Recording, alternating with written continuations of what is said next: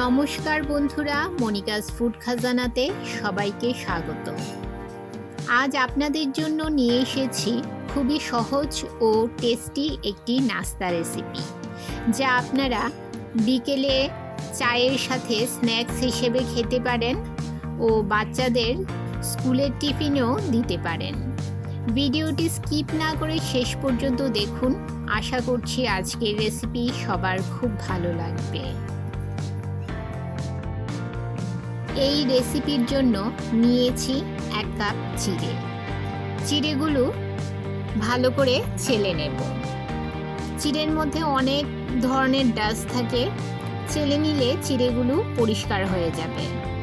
আপনারা পাতলা ভারী যে কোনো ধরনের চিড়ে দিয়ে এই রেসিপিটা তৈরি করতে পারেন।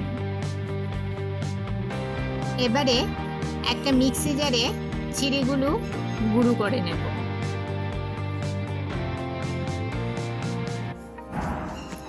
দেখুন বন্ধুরা, চিড়েগুলো গুঁড়ো করে নিয়েছি। চিড়েগুলো পুরো পাউডার হবে না, একটু সুজির মতো একটু দানা দানা থাকবে। গুঁড়ো করা চিড়ে একটা পাত্রে ঢেলে নেব, আর এতে দিয়ে দেব 2 সেদ্ধ আলু। এখানে আমি 2 মিডিয়াম সাইজের সেদ্ধ আলু নিয়েছি।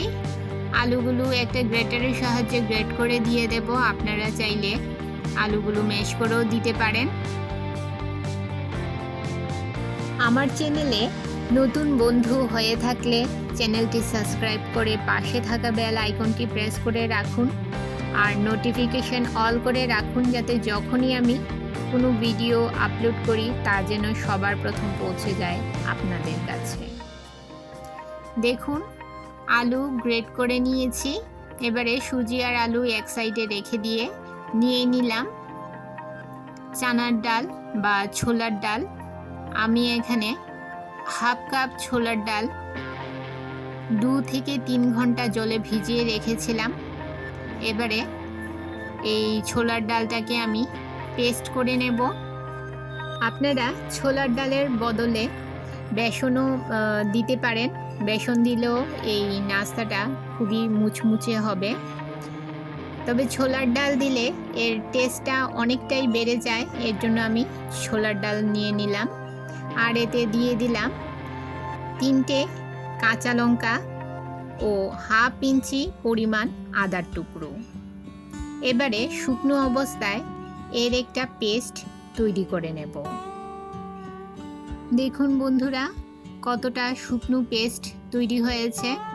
একদম জল ছাড়া শুকনো শুকনো পেস্ট তৈরি করে নিতে হবে।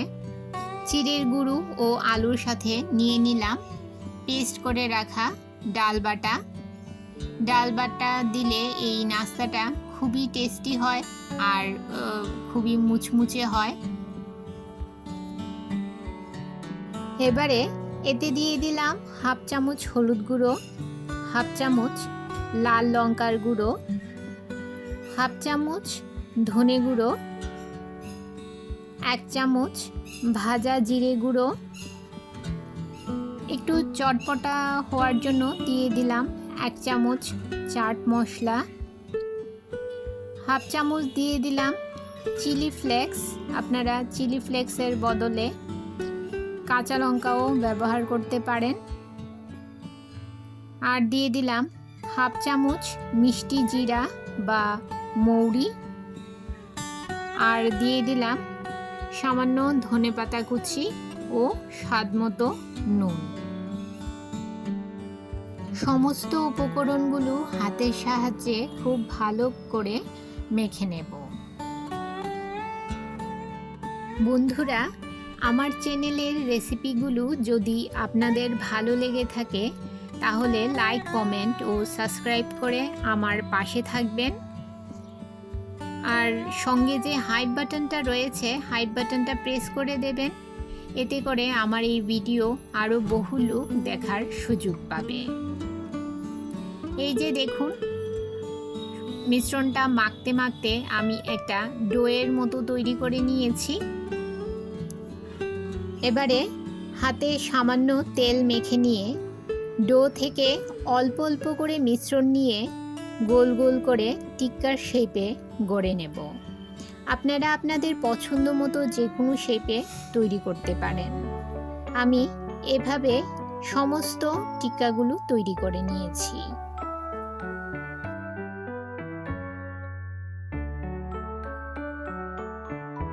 এবারে একটা ব্যাটার তৈরি করে নেব। 2 টেবিল চামচ পরিমাণ চালের আটা সামান্য জল দিয়ে গুলে নেব। একটা পাতলা ব্যাটার তৈরি করে নিতে হবে। দিয়ে দেব সামান্য চিলি ফ্লেক্স।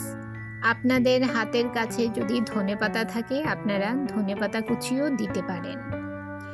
নেড়েচেড়ে ভালো করে মিশিয়ে নিয়ে একদম পাতলা একটা ব্যাটার তৈরি করে নিলাম।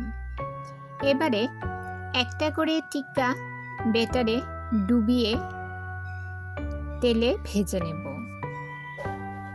চিড়ের টিক্কাগুলো ভাজার জন্য পরিমাণ মতো রিফাইন্ড অয়েল গরম করে নিয়েছি। প্রথমে একটা টিক্কা ভেজে দেখে নিচ্ছি ঠিকঠাকভাবে তৈরি হয়েছে কিনা। যদি ভাজার সময় টিক্কাগুলো ভেঙে যায় তবে সামান্য পরিমাণ বেসন দিয়ে টিক্কার মিশ্রণটা মেখে নেবেন। আমার টিক্কাগুলো একদম পারফেক্টভাবে তৈরি হয়েছে। দেখুন একটুকু ভেঙে যাচ্ছে না, খুব সুন্দরভাবে তৈরি হয়েছে। একটা টিক্কা আমার তৈরি হয়ে গেছে। আমি আরেকটা টিক্কা তেলে দিয়ে দিলাম। মিডিয়াম ফ্লেমে উল্টে পাল্টে নাস্তাগুলো ভেজে নেব। দেখুন নাস্তাগুলো দেখতে কতটা সুন্দর হয়েছে। মাত্র 1 কাপ চিড়ে ও 2টো আলু দিয়ে আপনারা এই রকম মজাদার টেস্টি মুচমুচে নাস্তা তৈরি করে নিতে পারেন খুব সহজেই বন্ধুরা। বিকেলে চায়ের সাথে স্ন্যাক্স হিসেবে অথবা বাচ্চাদের স্কুলের টিফিনেও আপনারা এই রকম টেস্টি নাস্তাটি তৈরি করে দিতে পারেন। খুব কম সময়ে তৈরি হয়ে যায় বন্ধুরা। শব্দ শুনে বুঝতে পারছেন নিশ্চয়ই কতটা মুচমুচে হয়েছে। আপনাদের একটা ভেঙে দেখাচ্ছি। দেখুন ভেতর থেকে খুব সুন্দরভাবে কুক হয়েছে আর বাইরে একদম মুচমুচে। বন্ধুরা আমার আজকের রেসিপি আপনাদের কেমন লাগলো অবশ্যই কমেন্ট করে জানাবেন। আর ভালো লাগলে শেয়ার করবেন আপনাদের আত্মীয় ও বন্ধুদের কাছে। তাহলে বন্ধুরা আজকে এই পর্যন্তই। আবার দেখা হবে আরেকটি নতুন ভিডিওতে নতুন রেসিপি নিয়ে। সবাই ভালো থাকবেন, সুস্থ থাকবেন।